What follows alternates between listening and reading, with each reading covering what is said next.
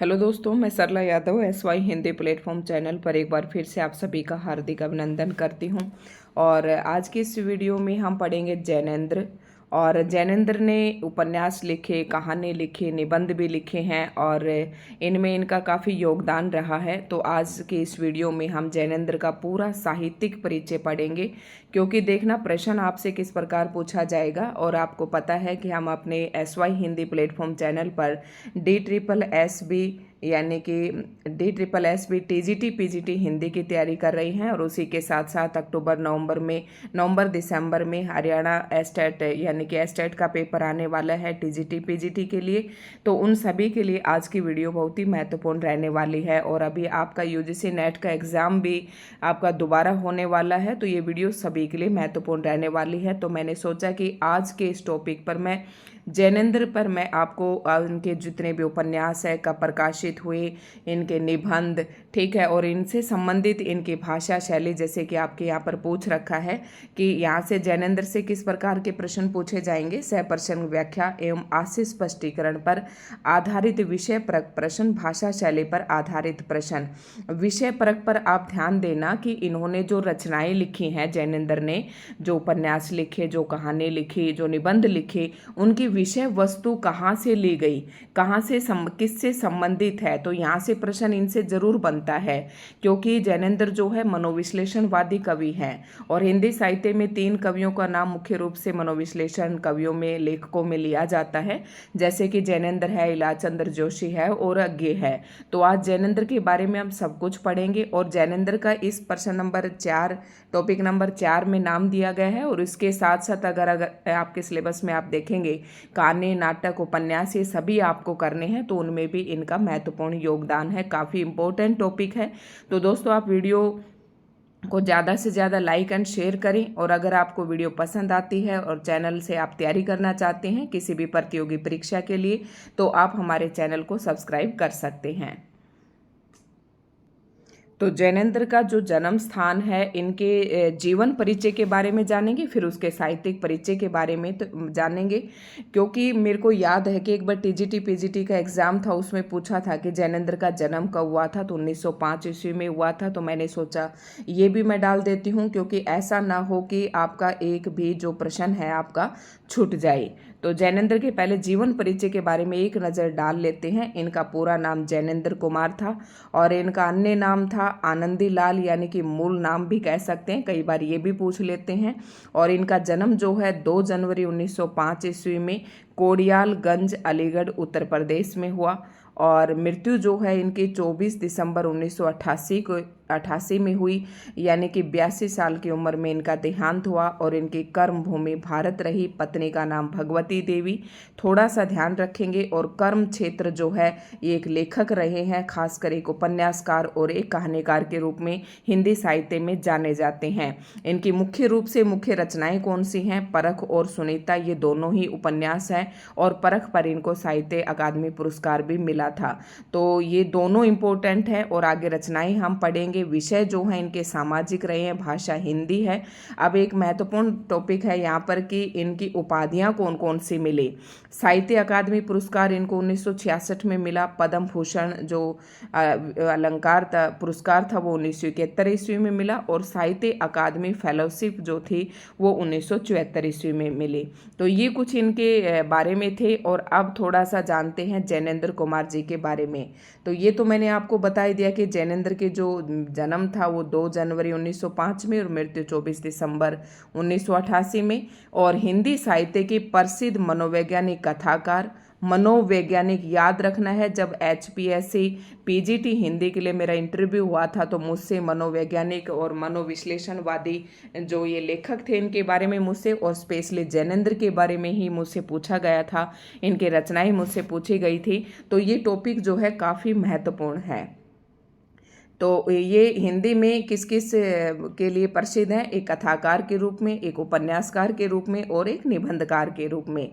ये हिंदी उपन्यास के इतिहास में मनोविश्लेषणात्मक परंपरा के प्रवर्तक के रूप में माने जाते हैं। वेरी मोस्ट इम्पोर्टेंट प्रश्न। और कि हिंदी में मनोविश्लेषणवादी परंपरा के प्रवर्तक किसे जाने जाते हैं? तो वो जैनेंद्र कुमार को जाना जाता है। वैसे तो मनोविश्लेषणवादी अज्ञे और इलाचंद्र जोशी भी हैं, लेकिन जो प्रवर्तक हैं इस मनोविश्लेषणवादी परंपरा के वो जैनेंद्र कुमार है। इनका जन्म 1905 में हुआ, ये ध्यान रखना है। जैनेंद्र अपने पात्रों की सामान्य गति से सूक्ष्म संकेतों की निहिति की खोज करके उन्हें बड़े कौशल से प्रस्तुत करते हैं। उनके पात्रों की शारीरिक विशेषताएं इसी कारण से संयुक्त होकर उभरती हैं। तो ये थोड़ा सा उनके बारे में था। अब हम इनका पढ़ेंगे साहित्यिक, और ये सब कुछ पढ़ने से पहले हम इनकी रचनाएं पढ़ेंगे। सबसे पहले हम इनके उपन्यास देखेंगे। तो ये प्रमुख कृतियां हैं जैनेंद्र जी की जो इन्होंने लिखी हैं। तो क्या क्या लिखे इन्होंने? उपन्यास लिखे, फिर कहानी संग्रह लिखे, निबंध लिखे और अनुदित ग्रंथ लिखे। सारा सब कुछ आपको एक ही जगह पर मिलेगा, अकॉर्डिंग टू सन मिलेगा आपको। तो आपको बिल्कुल भी परेशान होने की वो नहीं है, दिक्कत नहीं करनी है, और यहीं से आप अपने नोट्स बना सकते हैं सारे, ठीक है। और ये सारे क्रम से यहाँ पर दिए गए हैं, क्योंकि यूजीसी जैसे एग्जाम में और पीजीटी में कई बार 4 रचनाएं देकर उन्हें क्रम से व्यवस्थित करने के लिए भी कहा जाता है। तो उपन्यास देखते हैं हम जैनेंद्र कुमार के। तो सबसे पहला उपन्यास है परख, फिर सुनीता, त्यागपत्र, और मैं एक आपको ऐसी ट्रिक बताऊंगी इसकी कि आपको ये जो है आसानी से याद हो जाएगी, ठीक है। तो थोड़ा सा मैं ऐसे ही करके बताऊंगी इसको। तो परख देखो कैसे ट्रिक कैसे बनानी है आपको, कि उपन्यास किस पर लिखे इन्होंने। सबसे पहला उपन्यास है परख, फिर कह रहा है परख सुनीता को कैसे? त्यागपत्र देकर। परख सुनीता त्यागपत्र। उसके बाद कह रहा है कल्याणी। देखो कैसे याद करना है कि परख सुनीता, सुनीता परख, अब लेकिन सीक्वेंस से याद करना है। कई बार ये चारों मोस्ट इंपॉर्टेंट है, यूजीसी नेट में अधिकतर पूछे जाते हैं क्रम से लगाने के लिए। कह रहा कि परख सुनीता त्यागपत्र देकर किसको? कल्याणी को परख, ठीक है। याद हो गए होंगे आपको, परख सुनीता त्यागपत्र देकर किसको? कल्याणी को, ठीक है। विवर्त, सुखदा और व्यतीत, ये आपको चारों याद रखें। विवर्त, सुखदा, व्यतीत और जयवर्धन, ये इनके मुख्य रूप से जो हैं उपन्यास हैं। तो ये चारों आप एक साथ याद रखें, और उन चारों को आप एक साथ याद रखें। विवर्त, क्योंकि इनकी ट्रिक नहीं बनेगी। विवर्त, सुखदा, व्यतीत, जयवर्धन, क्या याद करने हैं? विवर्त, सुखदा, व्यतीत और जयवर्धन। हिसाब से बताऊं तो यहाँ 3 अक्षर, यहाँ भी 3 अक्षर, फिर 4 अक्षर और फिर 5 अक्षर, ऐसे याद होते जा रहे हैं। विवर्त, सुखदा, व्यतीत और जयवर्धन। जयवर्धन जो इम्पोर्टेंट है, पूछा जाता है, 1956 में प्रकाशित हुआ था। और विवर्त, सुखदा, व्यतीत को आप आगे पीछे कैसे याद कर सकते हैं, क्योंकि तीनों ही 1953 में प्रकाशित हुए। लेकिन ये आपको ध्यान से याद करने हैं कि परख सुनीता त्यागपत्र लेकर कल्याणी को परख, ठीक है। ये तीनों आपको ध्यान रखना है। उसके बाद आते हैं इनके कहानी संग्रह। और मुझसे जो है एचपीएससी पीजीटी का जब इंटरव्यू था तो मुझसे कहानी संग्रह ही पूछे गए थे। तो कहानी संग्रह है फांसी, वातायन, नीलम देश की राजकन्या। और अब हम देखेंगे जैनेंद्र के जो कहानी संग्रह हैं। जैनेंद्र के कहानी संग्रह, शायद उपन्यास तो आपको अच्छे से ट्रिक से याद हो गए होंगे। और अब कहानी संग्रह है फांसी। फांसी जब लगती है, देखो इसकी भी एक ट्रिक बताती हूँ। फांसी, वातायन, फांसी, वातायन, यानी कि फांसी लगते ही वात मतलब वायु रुक जाती है। किसकी रुक जाती है? नीलम देश की राजकन्या की, ठीक है। नीलम देश की राजकन्या, ठीक है। फांसी लगते ही क्या होता है? वातायन, वायु रुक जाती है। किसकी? नीलम देश की राजकन्या। क्यों? एक रात, क्योंकि एक रात 2 चिड़िया, पाजेव और फिर जय संधि, लास्ट में है जय संधि। क्यों रुक जाती हैं? क्योंकि एक रात 2 चिड़ियों के साथ वो पाजेव पहन रही थी, और पाजेव पहनते ही क्या हो गई? जय संधि हो गई। पाजेव देखो यहाँ से और यहाँ से 2 सिरे होते हैं पाजेव के, और दोनों को बंद करते हैं तो संधि हो जाती है। इस तरीके से ध्यान रखना है। कि पहले आप याद करेंगे फांसी, फांसी लगते क्या हुआ, वातायन, वातायन, वातायन के बाद यानी कि वायु रुक गई, किसकी, नीलम देश की राजकन्या की। क्यों रुक गई, क्योंकि एक रात दो चिड़िया पाजेब, और फिर है लास्ट में जय संधि। जय संधि के बाद जैनेन्द्र की कहानियां भाग 7, तो ये तो इतना नहीं पूछते हैं, लेकिन जय संधि, जयवर्धन, ये दोनों ही इनकी इम्पोर्टेंट है। उसके बाद आते हैं इनके महत्वपूर्ण निबंध, और निबंध पर अगर हम बात करते हैं तो निबंध आपको इसकी थोड़ी सी मैंने इसी प्रकार से याद किए थे, मैं आपको बताती हूँ। सबसे पहला निबंध है प्रस्तुत प्रश्न, और वेरी मोस्ट इम्पोर्टेंट, काफ़ी इम्पोर्टेंट रचनाएं हैं। प्रस्तुत प्रश्न, जड़ की बात। देखो, जब प्रस्तुत प्रश्न, जो प्रश्न प्रस्तुत किया उसमें जड़ की बात कही, पूर्वोदय के समय, पूर्वोदय, और इसीलिए उनको साहित्य का श्रेय और प्रेय मिला, किसको, जैनेन्द्र को। और फिर उसके बाद मंथन, मैं इसको आपको ऐसे करके बताती हूँ, थोड़ा सा देखना। क्या हुआ कि प्रस्तुत प्रश्न, जड़ की बात, भाई जो प्रश्न किया उसमें जड़ की बात थी, मतलब मुख्य बात कही उसने, पूर्वोदय के समय कही, और ऐसी बात कही कि इसी की वजह से उसे साहित्य का श्रेय और प्रेय दोनों मिल गए।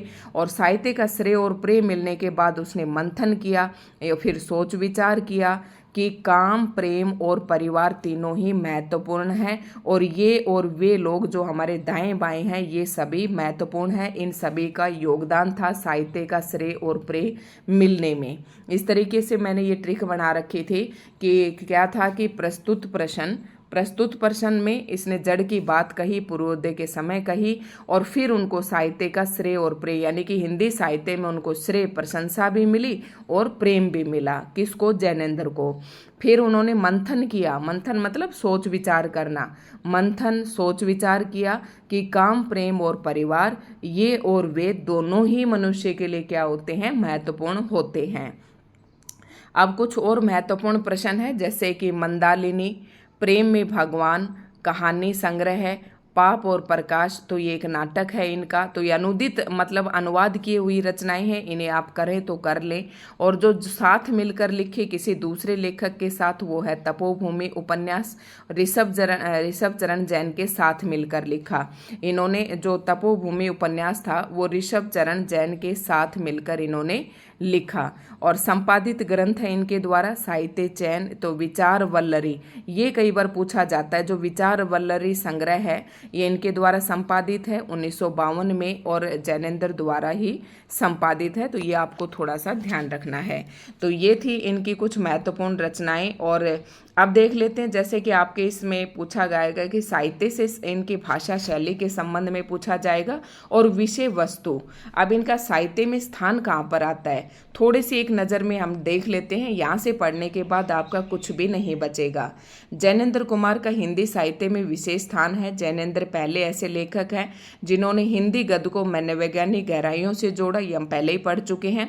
जिस समय प्रेमचंद सामाजिक पृष्ठभूमि के उपन्यास और कहानियां लिखकर जनता को जीवन की सच्चाइयों से जोड़ने के काम में महारत सिद्ध कर रहे थे, जब हिंदी गद्य प्रेमचंद युग के नाम से जाना जा रहा था, तब उसी नई लहर के मध्य एक बिल्कुल नई धारा प्रारंभ करना सरल कार्य नहीं था। मतलब सब लोग क्या कर रहे थे, जैसे कि प्रेमचंद का काफी नाम था, और प्रेमचंद जो थे सामाजिक पृष्ठभूमि के उपन्यास लिख रहे थे, यानी कि यथार्थवादी उपन्यास लिख रहे थे। जो समाज में जैसा घटित हो रहा था उन्हीं के ऊपर ये उन्हीं सच्चाइयों को जीवन से जोड़ने के लिए महारत यानी कि प्रसिद्धि हासिल कर रही थी। तो ऐसे समय में इन्होंने एक नई धारा का परिवर्तन किया, और वो धारा थी मनोविश्लेषणवादी। ठीक है, और आलोचकों और पाठकों की प्रतिक्रिया की चिंता किए बिना कहानी और उपन्यास लिखना जैनेन्द्र के लिए कितना कठिन रहा होगा, इसका अनुमान किया जा सकता है। बहुत से आलोचकों ने जैनेन्द्र के साहित्य के व्यक्तिनिष्ठ वातावरण और स्वतंत्र मानसिकता वाली नायिकाओं की आलोचना भी की, परंतु व्यक्ति को रूढ़ियों, प्रचलित मान्यताओं, तो ये सब बातें तो ऐसे ही है। तो मैं आपको ये बता रही थी कि मनोविश्लेषणवादी क्या होता है। मनोविश्लेषण जो रचनाएं होती हैं वो कौन सी होती है, जैसे कि मन का विश्लेषण, तो हमारे मन के अंदर क्या होती है, निराशा होती है। जैसे कई बार निराशा और कुंठा, ठीक है, चिंता, इस तरह की श्रद्धा, ये जो चीज़ें होती है ना, ये जो भाव होते हैं, मन के विकार, विकार का मतलब जो दुख होते हैं मन के अंदर, निराशा है, चिंता है, कुंठा है, इन सब से संबंधित इन्होंने क्या लिखी, इन सब को अपने जो रचनाएं थी, जो उपन्यास थे, जो कहानी थे, निबंध थे, उन सब में मन के विकारों को इन्होंने चित्रित किए, उद्घाटित किए। तो इसलिए इनको क्या कहा जाता है, मनोवैज्ञानिक कहा जाता है। अब इसके थोड़े से अगर पात्रों की बात करें, जैनेंद्र के पात्रों का व्यक्तित्व कैसा था, तो पात्रों के बारे में भी पूछ लेते हैं। जैनेंद्र के पात्रों में ये शंका, उलझन दिखाई देती है कि इस तरह स्त्रियां संबंधों की मर्यादा में रहते हुए भी स्वतंत्र व्यक्तित्व बनाए रखना चाहती हैं। तो निस्संदेह भारतीय परिवेश में आज यानी जैनेंद्र के इन उपन्यासों के समय के 60-70 वर्ष बाद भी यथार्थ नहीं है। जैनेंद्र चाहते थे कि वह जिस नारी स्वतंत्रता के विषय में सोच रहे हैं वह एक दुर्लभ वस्तु है। समाज के स्वीकार और प्रतिक्रिया के प्रश्नों से वे भी उलझे थे, इसलिए वे प्रश्नों को उठाते तो हैं किंतु उनका उत्तर स्पष्ट रूप से नहीं देते, बल्कि कहानी को एक नया मोड़ लाकर छोड़ देते, जहां से पाठक की कल्पना और भाव बुद्धि अपने इच्छा अनुसार विचरण करती है। तो यहाँ से आप समझ गए होंगे कि उन्होंने किस प्रकार की रचनाएं लिखी हैं, इसमें समझाने का कुछ है नहीं खास। तो प्रेमचंद के उपन्यासों में समस्याओं का प्राय समाधान हुआ करता था। उस समय एक विभिन्न प्रकार की समस्या उठाकर बिना निदान किए छोड़ देना निस्संदेह एक नई शुरुआत थी। आप देखो, यहाँ से आप निष्कर्ष निकाल सकते हैं कि जो कुछ भी हमने जैनेंद्र के बारे में पढ़ा, जो प्रेमचंद थे ना, उनके उपन्यास में कहानी के अंत में एक अंत होता था, एक निष्कर्ष निकलता था। या तो वो एक आदर्श प्रस्तुत करती थी, ठीक है, या समस्या का समाधान होता था। लेकिन जैनेंद्र की रचनाओं में ये क्या करते थे कि उस समस्या को उठा तो देते थे लेकिन उसका बिना निदान किए छोड़ देते थे। जैसे कि आप बाजार दर्शन आपने पढ़ा होगा 12th की हिंदी, उसमें एनसीईआरटी में लगा हुआ है बाजार दर्शन, तो उस पाठ को आप पढ़ के अंदाजा लगा सकते हैं। तो बिना निदान किए यानी कि समस्या को उठाकर और बिना उसका समाधान किए उसे छोड़ देते थे, ताकि जो पाठक है, जो पढ़ रहा है, जो श्रोता है, वो उसके ऊपर विचार करे, मंथन करे और अपनी कल्पना से उसे आगे बढ़ाए।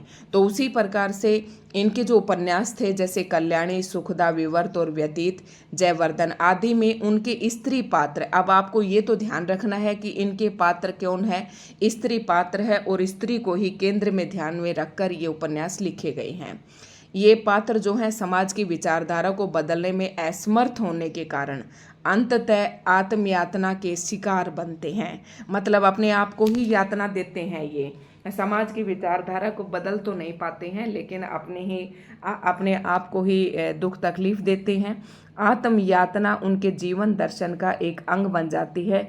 उनमें समाज से अलग हटकर अपने अस्तित्व को ढूंढने का आत्मतोष तो है, किंतु उस स्वतंत्र अस्तित्व के साथ रह न पाने की निराशा भी है। तो जैनेंद्र के उपन्यासों में निस्संदेह साहित्यिक विचारधारा और दर्शन को नई दिशा दी। आगे के उपन्यास इसी दिशा में आगे बढ़े हुए लगते हैं। तो ये इनके पात्रों से संबंधित थे। अब इनसे संबंधित इनके उपन्यास देख लेते हैं। वैसे मैं पहले ही बता चुकी हूँ आपको। तो हिंदुस्तानी अकादमी पुरस्कार द्वारा इनको 1929 ईस्वी में परख जो उपन्यास था उसके लिए इनको अकादमी पुरस्कार मिला, और भारत सरकार शिक्षा मंत्रालय पुरस्कार इनको मिला 1952 में। कौन सी रचना पर? प्रेम में भगवान, ये अनुवाद के लिए मिला था इनको। और 1966 में मैंने बताया था साहित्य अकादमी पुरस्कार मिला, और वो मुक्ति बोध, वेरी मोस्ट इम्पोर्टेंट लघु उपन्यास के लिए इनको 1966 में साहित्य अकादमी पुरस्कार मिला। ये आपको ध्यान रखना है, क्योंकि जो कई बार ये ना प्रश्न वैसे पूछ लिया जाता है कि मुक्ति बोध किसकी रचना है। तो मुक्ति बोध किसकी रचना है? जैनेंद्र द्वारा रचित एक लघु उपन्यास है। और इनको पद्म भूषण 1971 में मिला, साहित्य अकादमी फेलोशिप 1974 में मिला। तो ये कुछ प्रश्न थे हमारे, और जैनेंद्र से संबंधित शायद हमारे सारे टॉपिक यहाँ पर क्लियर हो जाते हैं। और साहित्यिक परिचय ये मैंने थोड़ा सा छोड़ दिया था, फिर भी इसे एक बार देख लेते हैं। इसमें काफ़ी इंपॉर्टेंट बातें हैं, पॉइंट्स आपको देखने को मिलेंगे। और ऐसे जब हम पढ़ते हैं थोड़ा सा डिटेल में, तो हमें आसान हो जाता है चीज़ों को समझना। और जब एक एक प्रश्न एक एक लाइन में हम पढ़ते हैं तो थोड़ा सा याद करने में मुश्किल होता है, रटने वाली बात होती है। फांसी इनका पहला कहानी संग्रह है। ध्यान रखना, फांसी वातायन मैंने अभी बताया था। फांसी वातायन, जब फांसी लगी तो वायु रुक गई। नीलम देश की राजकन्या की, क्यों? क्योंकि एक रात दो चिड़िया, और इन्होंने क्या किया, पाजेब और जैसंदी। तो फांसी इनका क्या था, पहला कहानी संग्रह था जिसने इनको प्रसिद्ध कहानीकार बनाया। अब आपसे पूछ ले कि जैनेंद्र का पहला कहानी संग्रह कौन सा है, तो फांसी है।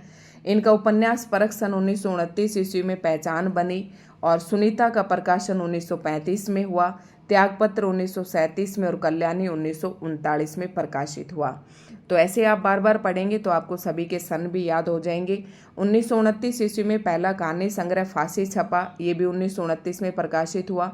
इसके बाद 1930 में वातायन, 1933 में नीलम देश की राजकन्या, 1934 में एक रात और 1935 में दो चिड़िया और 1942 में पाजेब का प्रकाशन हुआ। ये तो पहले ही मैं रचनाओं में बता चुकी हूँ।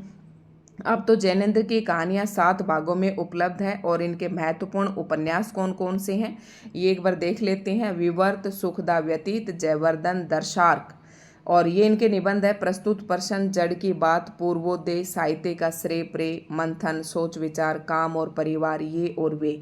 और भाई ये सारे मोस्ट इम्पोर्टेंट है, यहाँ से जरूर पूछे जाते हैं।